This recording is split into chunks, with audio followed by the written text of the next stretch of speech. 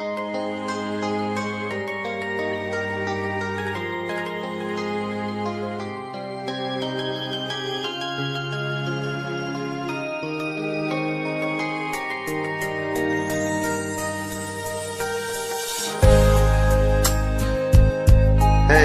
golpa tu zani.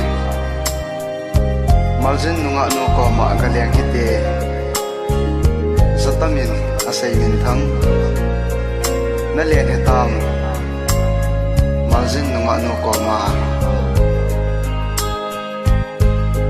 Tam ta ti o kapang khu a ilin la nu. La so bai bel lai sia sili samul lep kin inga palo bel oi la nu. O bol le bai ai ho su si.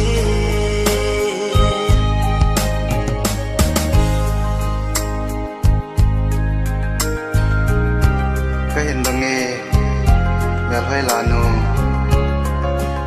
na pin na chun la zo ten sanatuya nin sil nga moham ibang loma na mel hai Ibang loma bel hui ding bi ikit lan tem marsin nunga kadilin pen kalung sitin kangai pide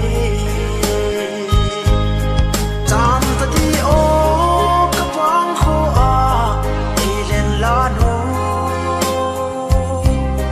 la so bai bel lai sia sil hi samul lep ki tinga palo bel oi la nu o bol le bai ai ho su si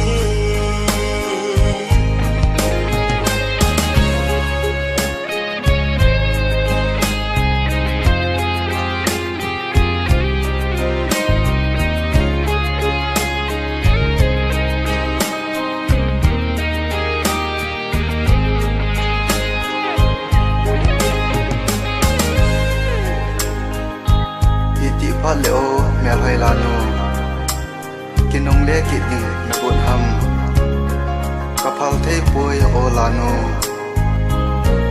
zamon lep mai ding in wang kahin pal thei poi marjin lanu